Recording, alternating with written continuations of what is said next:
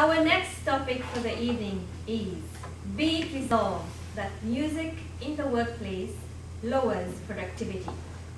For the motion, please welcome David, our Prime Minister.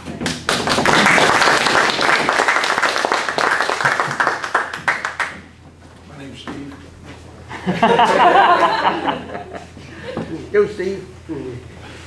Music in the workplace definitely lowers productivity, and I have three main points to share with you this evening to win you to that position. One is reverie, the second is cognitive impairment, and the third one is cacophony. Reverie, you're sitting at your office desk, working away diligently, solving that problem, coding that app, whatever, and your favorite tune plays. It comes into your work environment. You reminisce, you recall, you're carried back to that time, good or bad. And your productivity not only lowers, it disappears. Reverie is one example of music lowering productivity. Music has been shown to be an event that takes place in the right half of your brain. EKGs, MRIs, and so on indicate that that's where it's processed. Your decision making, your cognitive powers are on the left side of your brain. What does music do? It sets up the push-me-pull-ya, if you will, in your brain, resulting in productivity and qualitative impacts. And cacophony. The music is being played. Everyone in the office place has to speak more loudly to be heard over the music. So they either do that or leave the area, like smokers.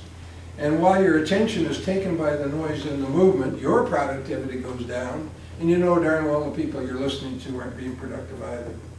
So three arguments there: reverie, cognitive impairment, and cacophony, all legislate to demonstrate that music in the workplace reduces productivity. Please support the motion. Thank you very much.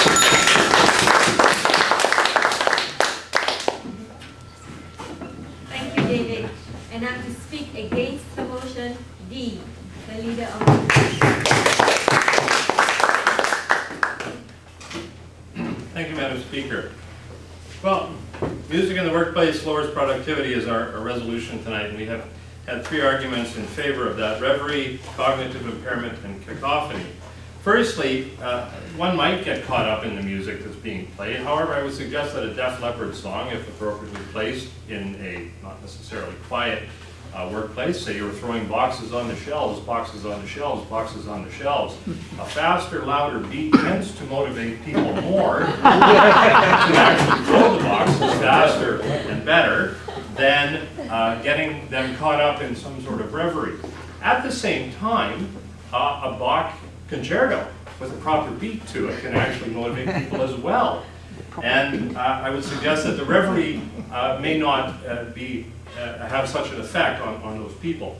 For cognitive impairment, the right hemisphere, left hemisphere conflict, people have been able to separate the two and in fact work productively while listening to classical music in the background. We have workstations, sorry, not workstations at work where your computer is, but rather work radio stations that play music during the day to keep you awake, motivated, moving, and alert. And they play that type of music that is favorable to people, obviously because they're still playing it, they're played at work, and it gets people motivated to do their jobs. Apparently, according to the government, that means that these are low-functioning people that don't really need to think much, but nonetheless, it's still motivating them to work. As far as a cacophony and having to speak more loudly, again, it's a volume of music. Again, if you want to have loud rock music, generally the only thing that guys throwing boxes are going to worry about if the boxes are coming at you or coming off the shelf onto you. And other than that, again, keeping it at a reasonable level for functionability within the office is effective. I would suggest if you are an exercise coordinator at a gym, in fact, music in the workplace raises your productivity because more clients are doing more workouts and you're getting them more motivated. They're more likely to come back.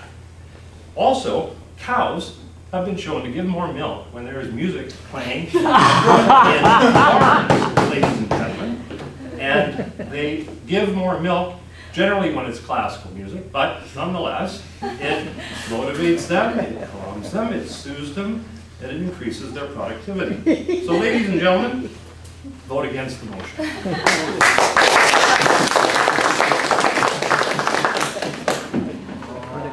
Thank you. And now the final word, David.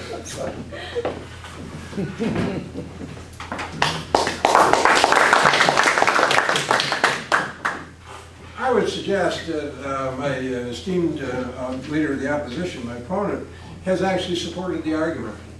All of his examples have gone for basically low skill, low mental contribution to the work environment. He's talking about Def Leppard motivating people to throw boxes. He's talking about people having split brains, and that their skill is not required while they listen and function. They're low functioning people, so the cognitive impairment is low.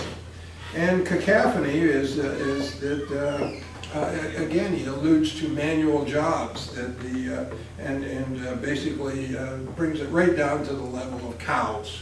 And I would leave you with a last picture of cows, and that is they chew cud.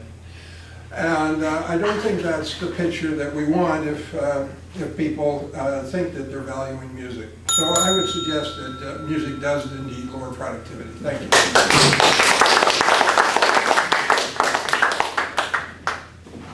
Thank you, David. And now, ladies and gentlemen, if I could have your vote for the motion. 7 against the motion. 6, we have 6 against the motion and 7 for the motion.